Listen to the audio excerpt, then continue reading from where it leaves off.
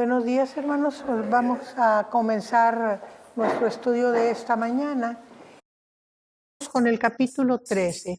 Nosotros ya vimos cómo en ciertos momentos en el estudio del Apocalipsis hemos visto partes del libro que son, le digo yo, como paréntesis, que hacen como un paréntesis en lo que va de los juicios para hablarnos de algo especial, que yo le digo en casi siempre es misericordia de Dios, es un tiempo que da como para dar oportunidad a que se conviertan. Aquí ya no hay, se acabó el periodo de la gracia, ¿verdad? Vimos cómo se terminó y ya viene el juicio final, ¿verdad? Pero de todas maneras se puede hablar de misericordia de Dios. Vamos a comenzar la lectura del capítulo 13, por favor.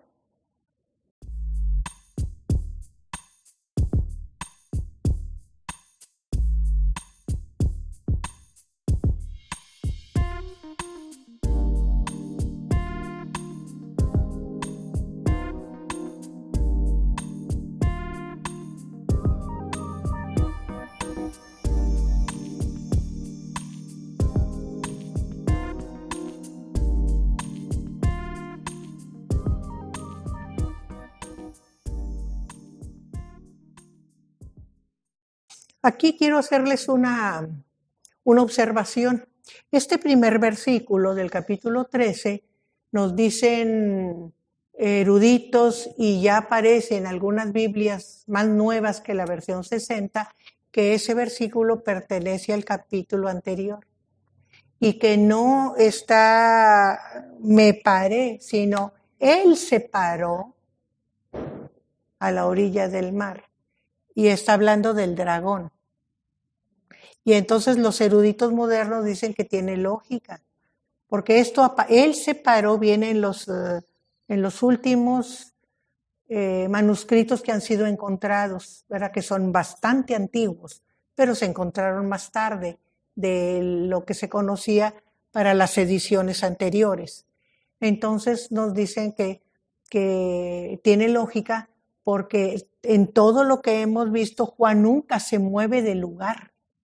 Juan está allí y el Espíritu lo lleva, a veces son los ángeles, a veces es directamente Dios, pero él tiene visiones. Él no se mueve, las visiones llegan a él. Entonces me paré a la orilla del mar, no es lógico, porque él no se mueve, él está siempre fijo. Entonces dice que por eso más crédito se le da a lo de que pertenece al capítulo anterior, y él se paró sobre la arena del mar, se refiere a lo de antes. Entonces el dragón se llenó de ira y él se paró en la orilla del mar. Y tiene también lógica porque lo que va a suceder precisamente viene del mar. Es malo y es el dragón el que le va a dar poder, ¿verdad? Yo consulté todas mis Biblias que tengo para ver, pero todas son versión 60 o anteriores, ¿verdad? Tengo de 909 y anteriores, entonces de ninguna. La única que lo traía ya es la de Jerusalén, ¿verdad? De las que tengo, sí. Aquí yo traigo las dos, la Reina Valera y la Nueva Versión Internacional. Ajá. Y en el capítulo 13 sí, en la internacional sí viene, la de inglés también. Y el dragón se plantó a la orilla del mar. Sí. Entonces vi que del mar. Sí, entonces, ahí ya tenemos yo tengo la Nueva Versión Internacional en inglés y en esa sí vi que venía así, ¿verdad? Pero no la mencioné porque pues era en inglés, ¿verdad? Y en la de Jerusalén sí es en español, ¿verdad? Entonces, las versiones más nuevas sí traen esta aclaración, ¿verdad? De que se trata del dragón, el que se para en la orilla del mar. Y aquí sí, y Juan ve subir, porque Juan tiene visiones, ¿verdad? Y vi subir del mar una bestia que tenía 7 cabezas y 10 cuernos, y en sus cuernos 10 diademas, y sobre sus cabezas un nombre blasfemo. Y aquí nosotros podemos ver la similitud que tiene esta bestia con el dragón, ¿verdad? Es aquella bestia que es el dragón, tenía igual, ¿verdad? 7 cabezas y tenía 10 cuernos. Pero a diferencia de esta bestia, aquella, el dragón, tenía las coronas en su cabeza y este lo tiene en los cuernos. Lo que quiere decir que la verdadera autoridad está en el dragón y que le delega, porque los cuernos representan poder, pero no autoridad, ¿verdad? Entonces la autoridad está en el dragón y le delega a esta bestia que está saliendo del mar. Ahora recordemos la simbología judía o escrituraria. La tierra representa la bendición. La tierra prometida era la bendición para el pueblo de Israel y el mar siempre representa el mal, el abismo, de donde los monstruos venían del mar. Tenemos el Leviatán, solo un monstruo, era de la tierra, ¿verdad? Ahorita se me va el nombre, pero los monstruos terribles venían del mar. En parte es lo desconocido, siempre lo desconocido es lo tenebroso, lo malo. Por eso a Jesús como que, entre comillas, era santo, porque como todos sus seguidores eran pescadores que se dedicaban a trabajo del mar, donde no había bendición, porque el origen de la bendición es la tierra, ¿verdad? Todo eso está involucrado en ese ser contrarios a Jesús, ¿verdad? ¿Por qué? Porque Jesús ve el otro lado de la moneda. Todos los que están desprestigiados, todos los que no son bien vistos, todos los que no son aceptados, Él los trae hacia sí para decirnos, no hay diferencia delante de Dios. Y aquellos pescadores que por su trabajo no eran bien vistos, Él los trae y son los más importantes de sus discípulos. Recordemos que 11 discípulos eran galileos, tierra despreciada por el judío. Solo uno era judío, era de Judea, Judas Iscariote. Era el único judío, porque Queriot, Ishkeriot, significa el hombre de Queriot. Recordemos que los apelativos, que ahora podíamos llamar apellidos, querían darnos conocimiento del lugar donde provenían. María Magdalena venía de Magdala, ¿verdad? Judas Iscariote venía de Queriot. Ish es hombre en hebreo y Queriot es el lugar, el hombre de Queriot significa, nada más que ya españolizado, Iscariote, ¿verdad? Entonces vemos, ¿verdad? Aquí que esta bestia que sale del mar se parece mucho a la primera bestia, que es el dragón, porque tiene 7 cabezas y 10 cuernos, pero en los cuernos tiene las diademas. Dice, y sobre sus cabezas un nombre blasfemo. Recordemos que la blasfemia para la cultura judía, para la religión judía, es apropiarse de las cosas de Dios. Jesús era un blasfemo porque decía que era hijo de Dios. Para el judío era un blasfemo. Entonces, palabras blasfemas o nombre blasfemo es atribuirse, ¿verdad?, en su cabeza nombres de Dios. Que es Salvador, que Dios, que el Eterno, era blasfemia, ¿verdad? No sabemos qué nombres tenían las cabezas, pero nos dice aquí que en sus cabezas un nombre blasfemo. Dice, y la bestia que vi era semejante a un leopardo. Y aquí podemos recordar las bestias de Daniel, que vio Daniel. Daniel vio un leopardo, vio un oso, ve el león, ¿verdad? Y eso lo vamos, pero como figuras diferentes. Aquí lo estamos viendo en la misma figura. Por eso les digo que en Apocalipsis todo es más concentrado. Dice que tenía forma de leopardo, pero sus pies eran como de oso y su boca como de león. Y el dragón le dio poder, su poder y su trono y grande autoridad. Entonces estamos viendo en Daniel, estas bestias representaban imperios y cada tipo de bestia representaba la cualidad más notable del imperio. Por ejemplo, el león representaba al imperio babilónico, que era en el que estaba viviendo Daniel. En su época era lo más portentoso de los pueblos en ese tiempo.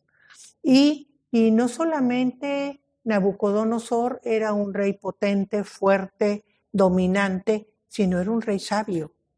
Sabemos que en Babilonia había los más adelantos culturales, ¿verdad? Nosotros ya sabemos de la escritura cuneiforme, que tenían bibliotecas increíblemente grandes, ¿verdad? Entonces tenía, por lo que podíamos decir, lo máximo de la humanidad en su tiempo.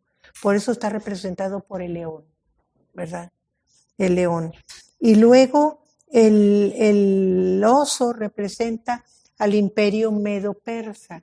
El imperio medo-persa acaba con el imperio babilónico cuando un hijo de Nabucodonosor, que no tenía carácter de rey, lleva a la ruina el imperio.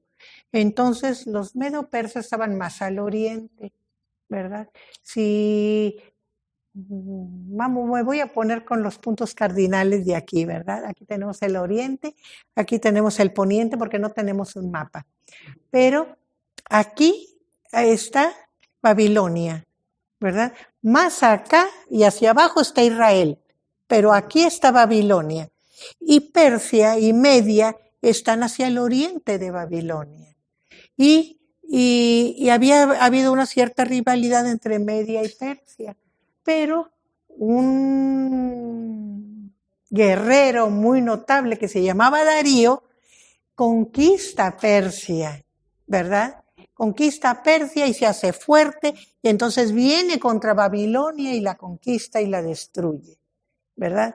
Entonces ese oso representa el imperio medo-persa.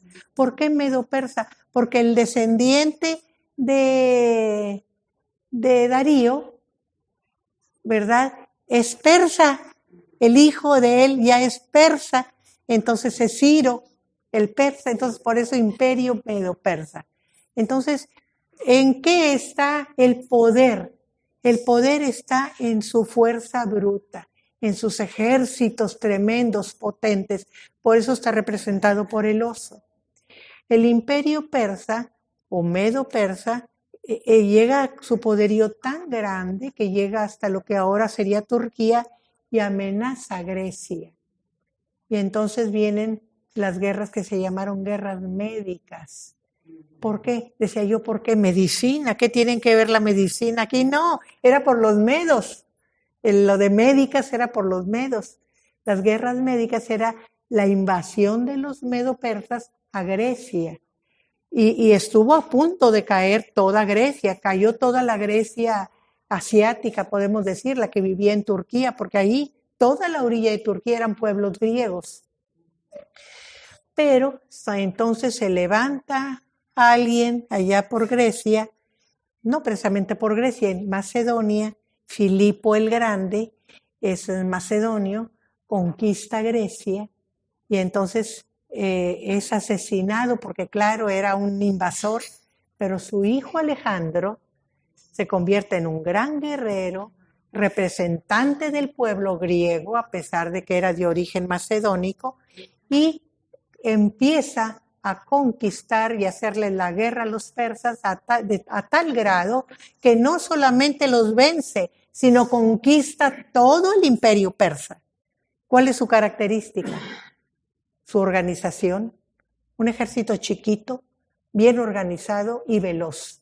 Por eso está representado por el leopardo, que es un animal muy veloz, ¿verdad? Entonces eso representa a Alejandro el Grande, ¿verdad? Y luego viene el último, el cuarto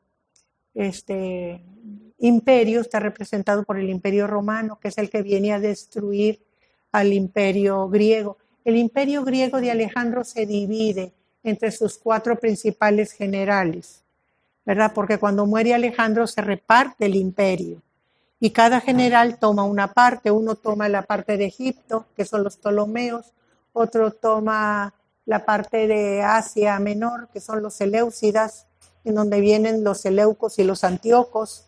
Otro toma la parte oriental hacia Persia, la India, y otro toma la parte de Grecia, o sea, la parte más occidental.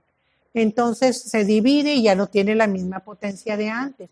Como quiera, esos griegos en Egipto toman el carácter egipcio y hagan de cuenta que hubieran sido autóctonos de Egipto, ¿verdad? Entonces siempre tienen una cierta fortaleza.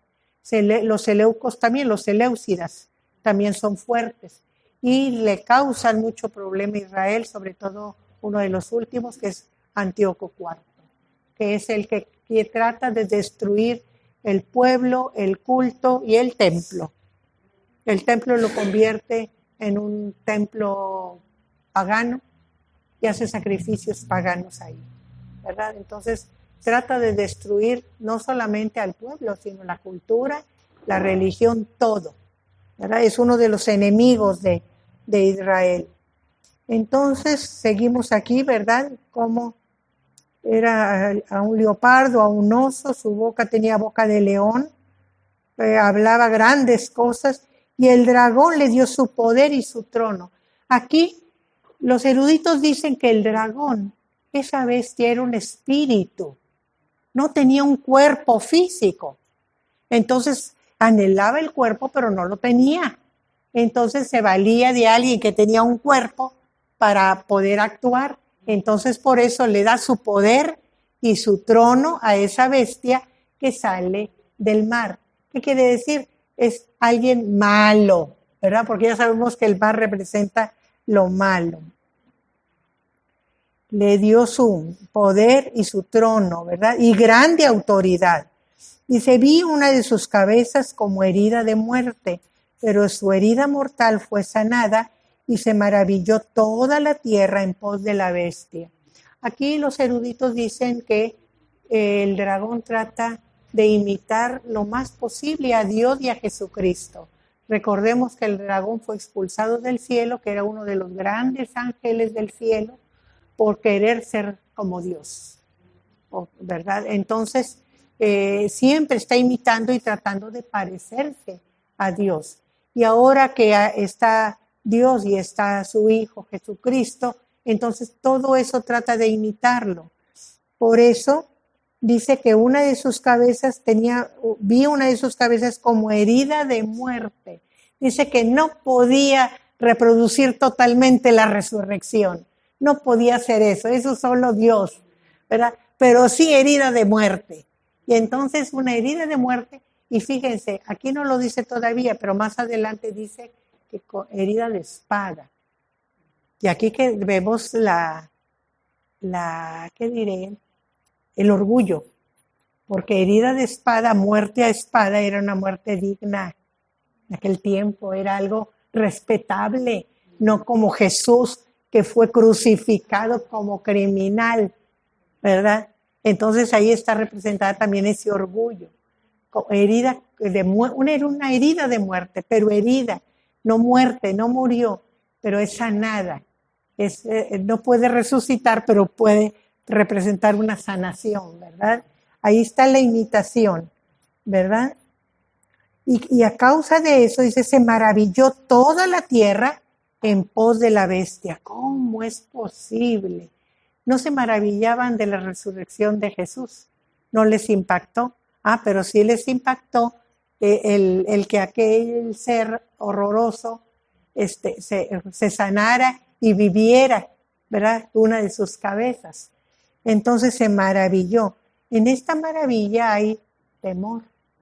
Como temían, ¿se acuerdan los discípulos cuando vieron a Jesús? Estaban asustados, estaban contentos de verlo, pero estaban asustados.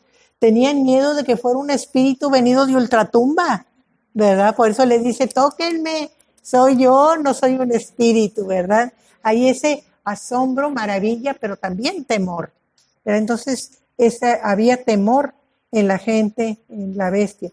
Y adoraron al dragón que había dado autoridad a la bestia, y adoraron a la bestia diciendo, ¿quién como la bestia?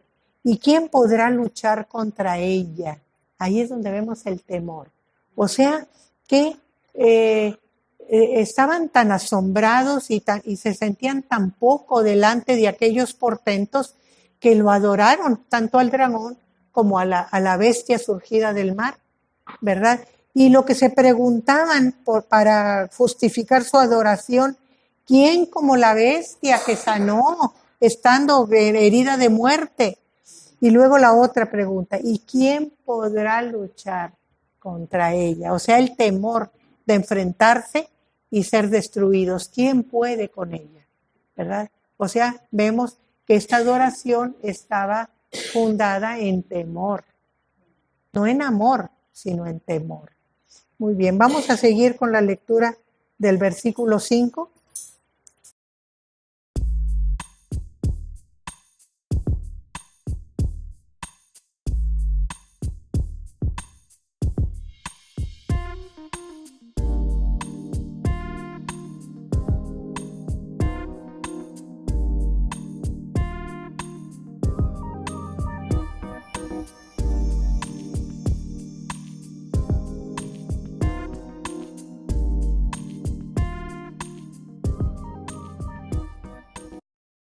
Entonces nosotros vemos aquí, ¿verdad?, que se le dio, dice, boca que hablara grandes cosas y blasfemias. O sea, el poder de convencimiento, podríamos decir, de hablar y convencer a la gente a hablar cosas, muchas veces son engaños. Pero, ¿qué es lo que más nos hace ir detrás de la gente?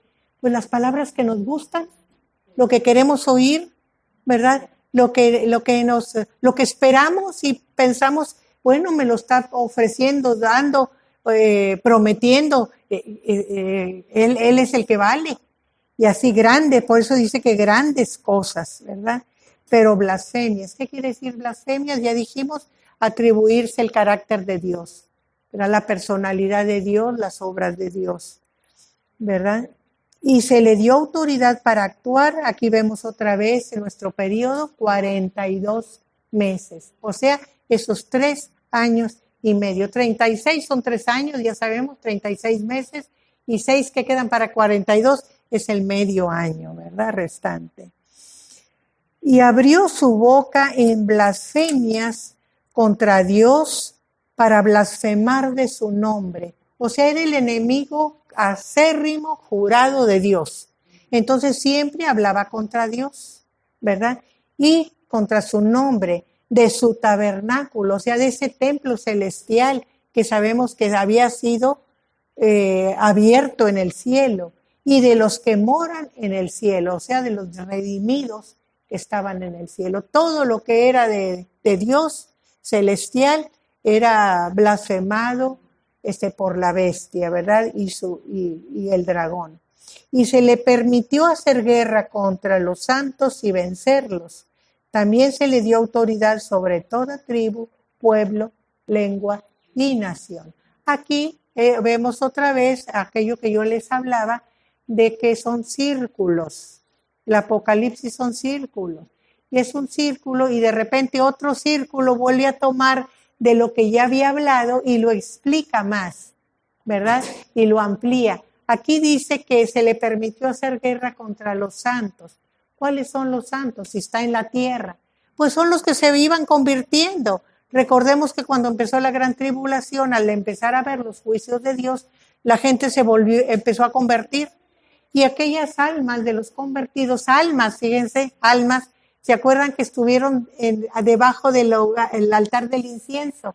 Pues esa es la guerra que hizo Satanás, los mató, pero ellos no les importó perder la vida, ellos siguieron sosteniendo su testimonio, por eso son los santos, ¿verdad? Y esos fueron llevados al cielo y depositados debajo del altar del incienso hasta que viniera el tiempo de la redención total. ¿Qué les dice el Señor? ¿Por qué no les da la redención total?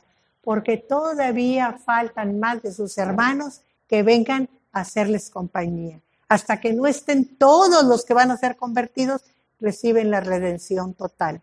Y les dije, ¿verdad? En su momento, cuando lo vimos allá por el capítulo 6, que no tenían la misma categoría de la iglesia.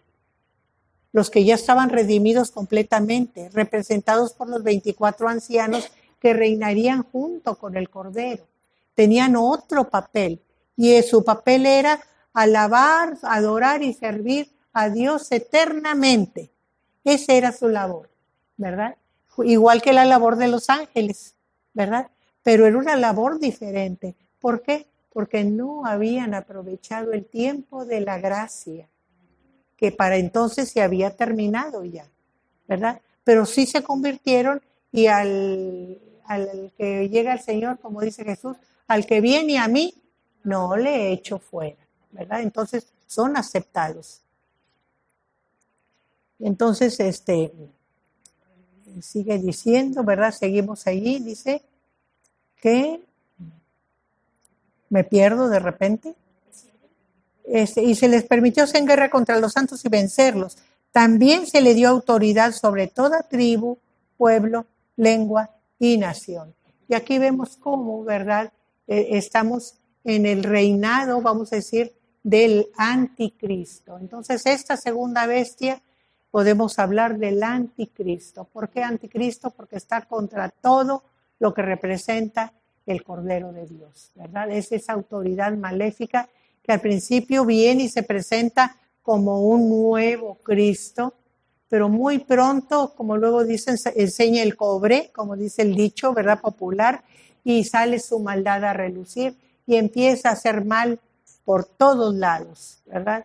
Ahí está el engaño de Satanás, que aparece como muy bueno, como que nos va a ayudar, como que está de nuestra parte para que caigamos, y cuando caemos nos voltea la espalda y nos maltrata, nos destruye.